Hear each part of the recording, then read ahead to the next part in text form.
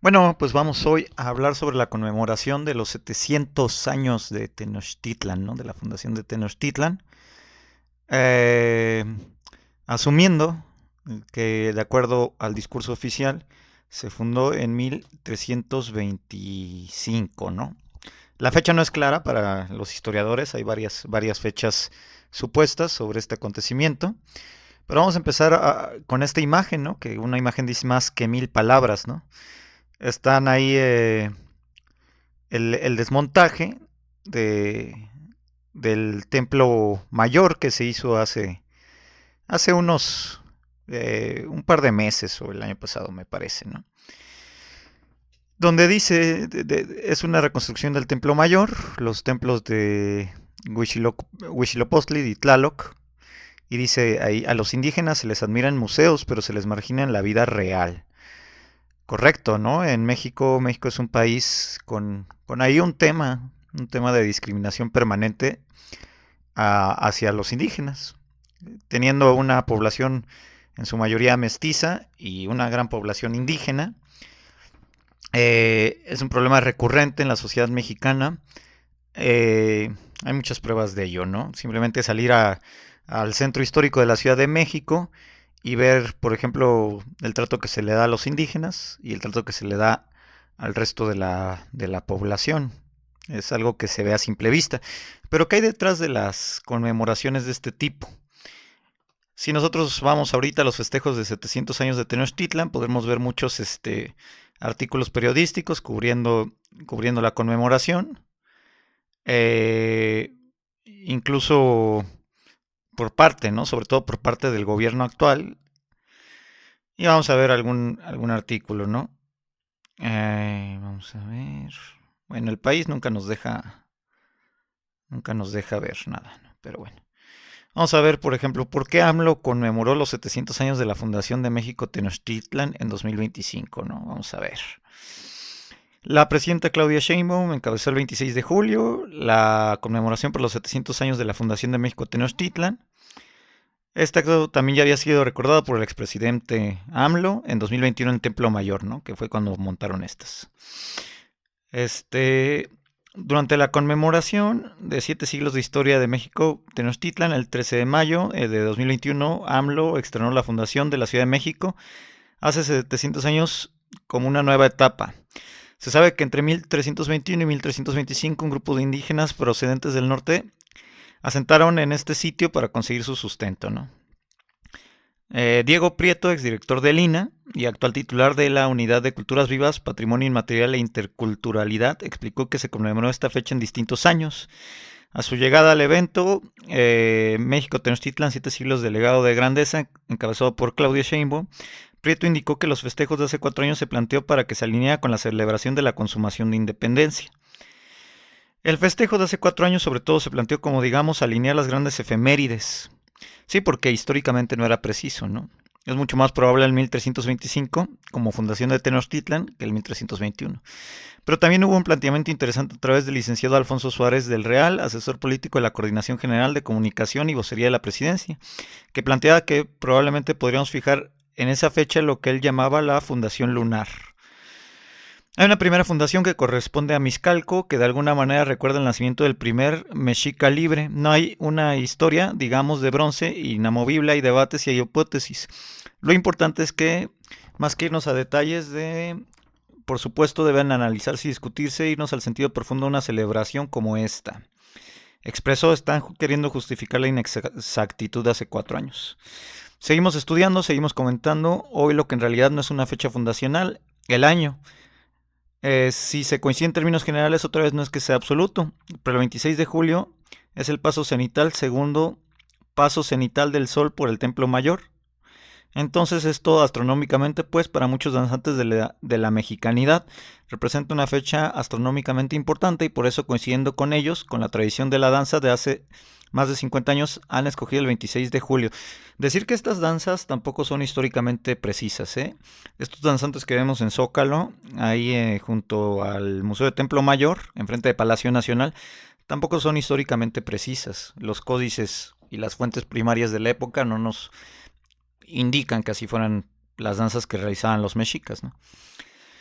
En este sentido, ya ha habido casos de conmemoración utilizados por gobiernos anteriores. El más famoso, el Bicentenario de la Independencia en 2010, durante la presidencia de Felipe Calderón, que fue el Bicentenario de la Independencia y el Centenario de la Revolución, ¿no? También se montaron ahí cosas en la Plaza de la Constitución, mejor conocido como Zócalo. Eh, se, Se lanzaron muchos artículos conmemorativos, monedas de 20 pesos, etcétera, ¿no?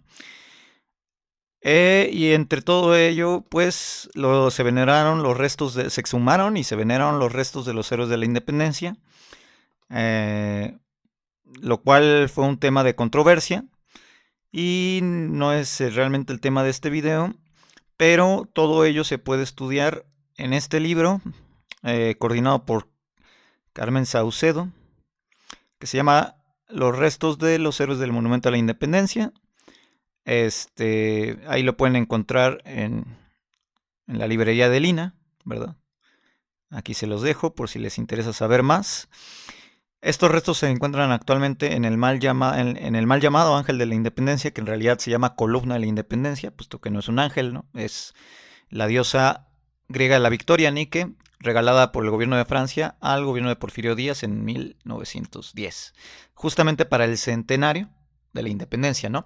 Entonces ya vemos que las conmemoraciones y sobre todo los centenarios son relevantes para los gobiernos y para el uso político que les puedan dar. En este caso, el gobierno de Claudia Sheinbaum le está dando un uso adecuado de acuerdo a la corriente indigenista. Rememorar pues los acontecimientos previos a la llegada de los europeos. En el caso de la conquista de México Tenochtitlan, pues de los castellanos, de la corona de Castilla, a través de Hernán Cortés, ¿no? Bueno. Y aquí, ¿qué se puede decir, no? Por ejemplo, un autor muy importante que se llamaba Eric Hobsbawm, en sus estudios sobre historia y la construcción de las identidades nacionales, él ya señalaba que los héroes nacionales suelen ser figuras moldeadas por los estados y las sociedades para cumplir funciones políticas y culturales. Los héroes no solo representan logros individuales, sino que son símbolos de unidad, lucha y legitimidad dentro de un relato nacionalista. El mismo Hobsbawm, en un libro que se llama Naciones y Nacionalismo desde 1780, que lo pueden encontrar en línea, explica también que las naciones modernas no son entidades naturales, sino construcciones históricas, y que los héroes nacionales forman parte de esa construcción. Los estados y los movimientos políticos seleccionan, reinterpretan o incluso mitifican a ciertas figuras para fortalecer una identidad nacional. Por ello, los héroes pueden cambiar de significado según el contexto y las necesidades de cada época y de cada gobierno, por supuesto, ¿no? Por ejemplo, en las décadas, sobre todo en el finales del siglo XX y siglo XXI, el término nacionalismo ha aumentado de forma creciente en los partidos nacionalistas. Vemos una corriente muy nacionalista en todo el mundo, ¿no? Por ejemplo, en Estados Unidos vemos el movimiento Make America Great Again. En Europa hay un auge de los partidos nacionalistas, caso de Alemania, Alternativa para Alemania, que ganó bastantes votos en la última elección. En Francia tienen en jaque el partido de Marine Le Pen, Frente Nacional me parece que se llama. Ahí tienen en jaque a Macron, ¿no? Ya tiene una posición bastante fuerte con respecto a décadas anteriores. Y todo esto en el marco de una creciente globalización, que estos partidos de derecha o de extrema derecha, como se le llama en la prensa convencional, pues se ponen en contra de la globalización establecida por los gobiernos que están en su mayoría en los países llamados democráticos, ¿no? Bueno, no sé si se entendió, está bien. Hobsbawm también escribió de manera como prediciendo: la paradoja del nacionalismo fue que al formar su propia nación creó de forma auténtica el antinacionalismo de quienes se veían obligados a elegir entre la asimilación y la inferioridad. Es el caso de los indígenas en México, ¿no? Cuando se crea el nacionalismo, sobre todo se exacerba después de la intervención norteamericana de 1848, ya durante la época de la Reforma con Juárez. El nacionalismo pues es el que saca adelante el movimiento republicano y el que expulsa a las tropas francesas de aquí del país, ¿no? El Segundo Imperio Mexicano, el breve Segundo Imperio Mexicano. Y todos esos indígenas maltratados por los gobiernos de Juárez, de Díaz, porque también va a haber defensores de Porfirio Díaz, ¿no? Es que fue el mejor presidente de la historia, etcétera. Ni Juárez ni Díaz fueron los mejores presidentes de la historia. Los dos tuvieron un papel determinante en la asimilación de los indígenas hacia el nuevo Estado Nacional, que se estaba conformando ya como México, como la República Mexicana. Y si no me creen, pues investiguen sobre el exterminio yaqui, llevado a cabo tanto durante el juarismo como durante el porfirismo, ¿no? Ya les toca investigar. Tal es el caso de estas conmemoraciones, ¿no? Por ejemplo, el centenario de la independencia, que fue la columna de la independencia, comúnmente llamado Ángel de la Independencia. Ahí descansan los restos de los héroes de la independencia que los llevó Plutarco Elías Calles por decreto presidencial ahí, ¿no? Antes se encontraban en la Catedral Metropolitana. Hoy en día en Catedral Metropolitana y en Zócalo solamente se encuentran los restos de Iturbide, puesto que Plutarco Elías Calles, en la misma línea del discurso del Partido Revolucionario Nacional, decidió no llevar los restos de Iturbide a la columna, junto con Morelos, Hidalgo, Allende, demás héroes independentistas, porque en su criterio del Partido Revolucionario Nacional consideraban la figura de Iturbide como contraria a la República. Tema debatible. Hay muchísimos ejemplos de todo ello. El ejemplo actual pues es la conmemoración por los 700 años de México Tenochtitlan. Aquí se puede ver pues, a la jefa de gobierno de la Ciudad de México, Clara Brugada, con un traje típico mexicano, no es casualidad. A Claudia Sheinbaum también con una prenda típica mexicana, no es casualidad. Todo esto es simbólico y de ello nos habló también un autor buenísimo que se llamaba Pierre Nora, que es digamos el padre de la memoria histórica. Él nos comentaba que todos los lugares de memoria, como los monumentos, recintos, museos, pues son lugares para preservar la memoria nacional, en el caso sobre todo de los estados-nación modernos. Y pues por ejemplo de Pierre Nora rescató algunas citas que tengo por acá, muy interesantes. En un momento se las digo. Bueno, Pierre Nora enfatiza el proceso de cristalización de la memoria en momentos históricos específicos, independencia, revolución, etc. Él muestra cómo la memoria se ha vuelto más institucionalizada y explícita en la modernidad. Ahí lo tenemos, ¿no? Cuando el Partido Revolucionario Nacional pasa a partir de la Revolución Mexicana, todavía estaba en mandos militares. Se institucionaliza, o sea, se pasa a mandos civiles con Miguel Alemán Valdés y se cambia el nombre a Partido Revolucionario Institucional, mejor conocido como el PRI. Es decir, se institucionaliza la memoria histórica de los estados-nación. El mejor ejemplo de ello es el PRI. Que aunque ya no gobierna México, toda la retórica histórica que vemos en educación básica en México, pues tiene que ver con la creada por el PRI, ¿no? La segunda mitad del siglo XX. En ese sentido, pues veremos que también no es casualidad que estos festejos o estas conmemoraciones se realicen pues justamente en un lugar altamente simbólico para la memoria histórica de México, que es la Plaza de la Constitución o Zócalo, ¿no? Sin embargo, no se le deja de relegar a los indígenas, ¿no? Porque se festeja para la clase académica, para la clase burocrática o para los estratos sociales intermedios, ¿no? Pero realmente no se le festeja se está conmemorando una fecha de fundación indígena, pero no se le festeja a los indígenas, ni se le conmemora a los indígenas. Se le conmemora a la población en general, que sí forma parte, que ya está totalmente asimilada al Estado-Nación mexicano, ¿no?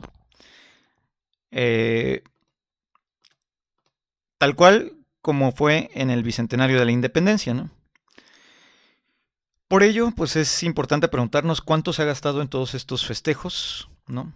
Sería interesante preguntarnos eso, porque eso sale de nuestros impuestos. ¿Qué objetivo tiene? ¿Qué uso político se le está dando? ¿Es una cuestión de orgullo para todos?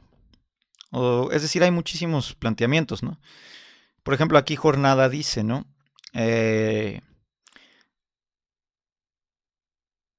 La Jornada dice que bueno, esta se elige 2025, eh,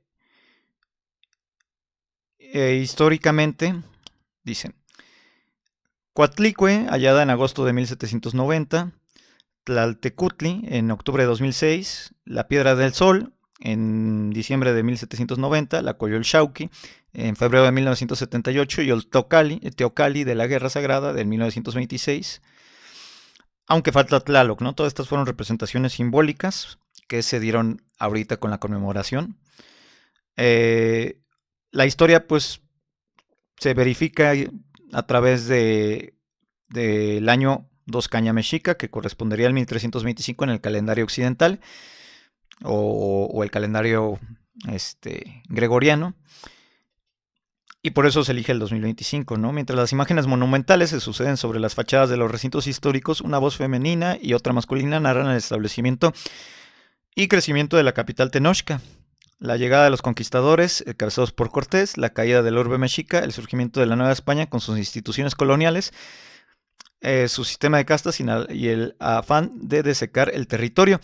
Sin embargo, es interesante que mencionen todo eso porque, aunque ya no existe un sistema de castas como el del virreinato, sí existe una segregación a los indígenas. Vinieron otros pasajes como la lucha por la independencia, la entrega triunfal del ejército trigarante en 1821, claro, siempre convenientemente sin mencionar a Iturbide, porque es una figura no grata para la República. La invasión estadounidense del 47, esa vaya que es importante, la guerra de reforma, el imperio de Maximiliano, el restablecimiento de la República, finalmente la revolución, la expropiación petrolera, las movilizaciones sociales como el 68. Eso también es muy importante para Claudia porque ella estuvo en una huelga posterior en la universidad, en la UNAM.